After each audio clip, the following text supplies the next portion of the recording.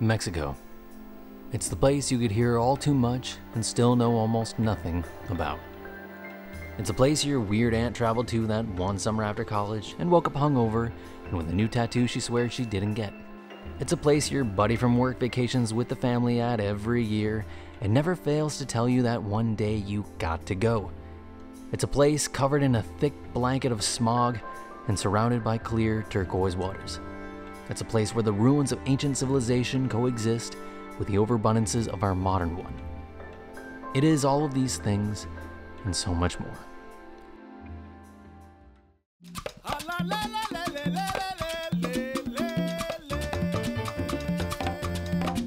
We'll start off in the cultural heart of Mexico, Ciudad de Mexico, or Mexico City to all my fellow gringos. We'll then head south to Cancun to experience all that Zona Hotelera has to offer. Next, it's a stop in Tulum to see these sculpture gardens, then a trip to the beaches on Isla Mujeres, and finally, Yucatan to marvel at the ruins of Chichen Itza. If like us, you're limited on time and plan on renting a car to drive around the city, don't. Traffic here is about as bad as it gets. No stoplights or dividing lines on the road, and a single missed turn could land you in the wrong neighborhood. It'll be pricier, but just calling a cab from a reputable service will alleviate the stress driving here will create. Just make sure it is a reputable service. In our effort to get the most bang for our buck in the limited time we had in Ciudad de Mexico, we headed to Chapultepec Park.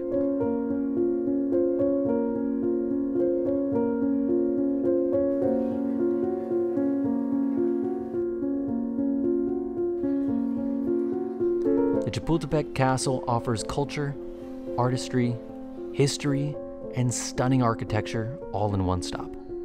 From the massive floor-to-ceiling murals to ancient artifacts, the castle gives a well-rounded view of Mexican history and culture. Tickets are 95 pesos each, and if you want to film or take photos, you'll need to purchase a video permit for an additional 60 pesos. No selfie sticks, tripods, Steadicams, or any other professional gear other than your camera is allowed. Ascending the staircase at the castle's entrance, visitors are immediately greeted with Gabriel Flores' mural of Juan Escocia, the last of the 6 Niños Heros, who leapt to his death from the top of Chapultepec wrapped in the Mexican flag during the Battle of Chapultepec, 1846. A statue commemorating the boy heroes can be seen at the entrance to Chapultepec Park on the way to the castle. Deeper within the grounds, the castle holds a wide array of culturally significant items, from historical artifacts to portraits of Christ to a wall of human skulls. Chapultepec has got it all. After working up an appetite climbing up and down the castle's hill, it's time to get some food. At the far end of the park, past the rows and rows of vendors trying to sell cheap crap we definitely don't need, is a line of food stands. Bring your appetite because it's not only good here but cheap. For just a few bucks, you'll soon feast on tacos al pastor, quesadillas, or many other staples of Mexican street food. Unlike their very American counterparts, there's no cheese or hot sauce, just a simple corn tortilla, grilled meat, onions, and lime. And trust me, that is all you need. It's so good, it'll have you speaking Spanish. Más delicioso. To wash it all down, go for a Coca-Cola, which is sharper in taste than the American version, or for something sweet, a giant red mug of horchata, a mix of milk, rice, and cinnamon. Our hotel for the night is the Bel Air WTC by Wyndham. After narrowly avoiding getting scammed over an Airbnb, we found this place. It's a business class hotel across from the World Trade Center, meaning that while it mostly caters to guys in suits, it offers the weary traveler a nice, safe, affordable place to stay. A quick walk from the hotel brings us along to Yoko Ramen, a local ramen bar that could just as easily call the streets of Tokyo home as it does Ciudad de Mexico. From the myriad of fried appetizers, to funny little birdie drinks, to the black ramen full of garlic, pork belly, and all sorts of spicy goodness, Yoko Ramen is about as good as it gets.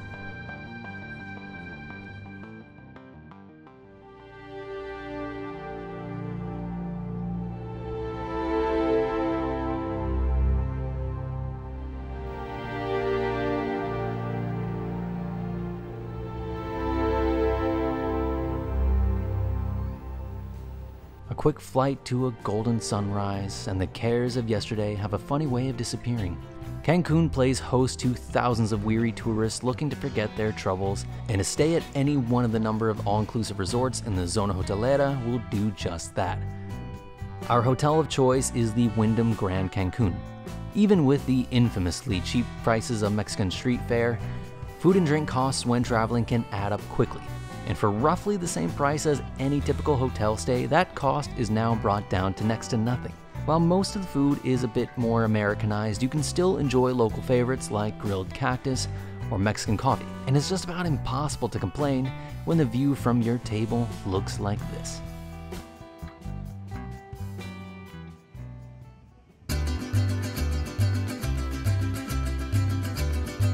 Two hours away in the town of Tulum lies a site that draws in tourists by the dozen.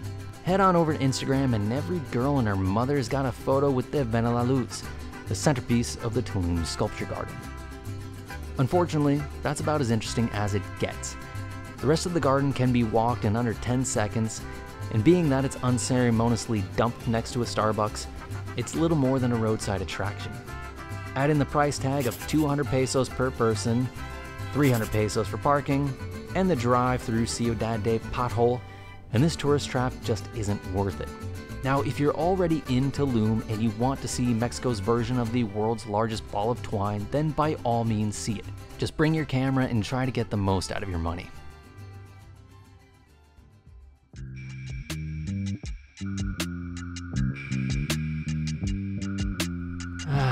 Paradise. A serene cruise through crystal clear waves, a sandy little spot under the coconut trees, all on a bright, sunny day. But wait a minute, boats make me sick, and I hate the beach. Well, trying to keep a Latina away from the ocean is like telling the drunks at the hotel swim-up bar they've had enough. As far as beaches go, this one isn't so bad, and the boat ride was calm and short. When coming to Isla Mujeres, you want to go with Ultramar. This is the official water taxi. Anyone else is just trying to swindle you out of your beautiful American dollars on a more expensive, crappier version of the same thing. Look for the giant blue and yellow parking garage, and don't listen to the GPS, this is not 10 miles inland. Even in Cancun, you don't want to make a wrong turn. The ferry costs 540 pesos per person, not including parking. It departs every half hour and has live entertainment on board. On the island, everything is within walking distance. To get to the beaches, take a short stroll past hordes of locals selling their golf carts, and you're there. Just remember the one word universal to both English and Spanish. No.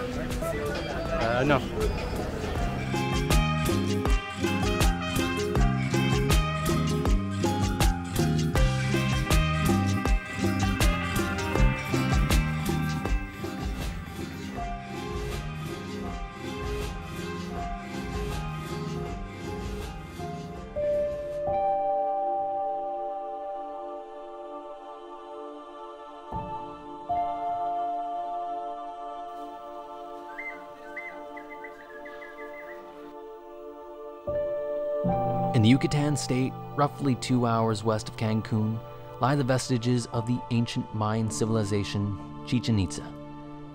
Named one of the 7 modern wonders of the world, the imposing structures are marvelous to behold, not only for their size, but the intricacy of detail found in every last stone. It's impossible to take a single step in Chichen Itza without coming face to face with the rich Mayan history.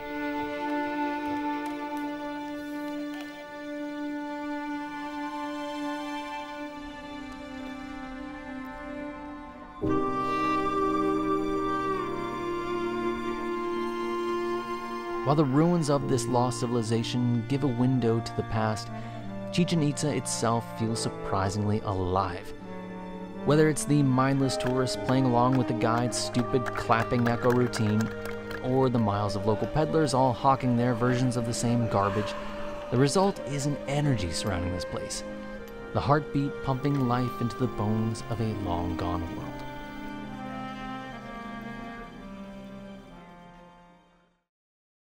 Behind us is Templo Los Guerreros, Temple of the Warriors. Templo Los Guerreros. Los guerreros. Guerreros. Guerreros. Guerreros. So we're here at Chichen Itza, one of the new modern 8 wonders of the world, one of the modern 7 wonders of the world, and it's